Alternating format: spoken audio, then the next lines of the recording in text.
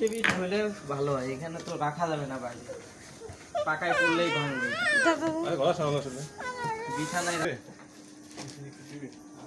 একজন নিল আপনার 65 ইঞ্চি না রিয়েলমি এত লোক নিতেছে প্রত্যেকদিন টিভি আমাদের প্রতিদিন অর্ডার।